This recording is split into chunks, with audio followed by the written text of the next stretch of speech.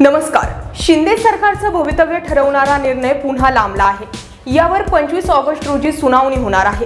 त्यासोबतच ठाकरे गटाला दिलासा देणारी बातमी सुद्धा आहे. नेमकं काय घडलंय न्यायालयात हे सांगणारा आजचा हा रिपोर्ट. गेल्या महिनाभरापासून जी अपेक्षा व्यक्त केली जात होती तसंच घडलंय.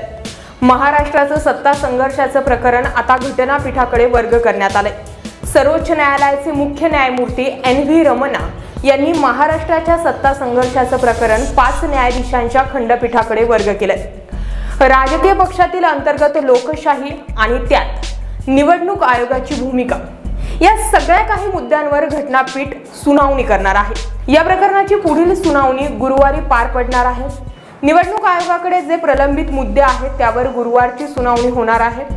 तत्पूर्वी निवडणूक आयोगानं कोणताही निर्णय घेऊ नये असे निर्देश सर्वोच्च न्यायालयाने निवडणूक आयोगाला दिलेले आहेत. याआधीही न्यायालयाच्या निरीक्षणाआधी निवडणूक आयोगानं शिवसेनेच्या चिन्हाबाबत कुठलाही मोठा निर्णय घेऊ नये हे न्यायमूर्ती रमणा यांनी सांगितलेलंच होतं. घटनापीठ नेमकं कसं स्थापन होईल, कधी स्थापन होईल याबाबत काही निर्णय नाही. त्यामुळे हे प्रकरण लांबणीवर पडण्याची सुद्धा आता शक्यता वर्तविण्यात येत आहे. सर्वोच्च न्यायालयाने आजच्या सुनावणीत एक महत्त्वाचा आदेश दिला आहे की परवाच्या म्हणजेच गुरुवारच्या सुनावणीपर्यंत निवडणूक आयोगानं कुठलीही कारवाई करू नये. त्यामुळे हा उद्धव ठाकरे यांच्या गटासाठी एक मोठा दिलासा तर असेलच. उद्धव ठाकरे गटाला निवडणूक आयोगाकडे त्यांचं म्हणणं मांडायला आज अंतिम मुदत होती.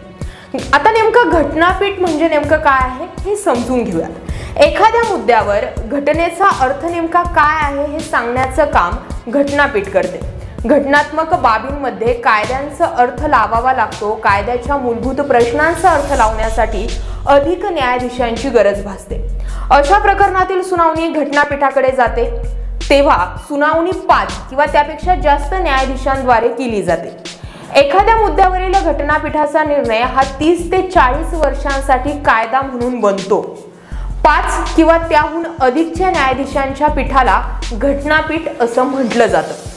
आता नेमकं हे घटनापीठ कोण ठरवतं बरं? तर घटनापीठातील जे 5 न्यायाधीश कोण असतील हे सरन्यायाधीश रमणा ठरवतील.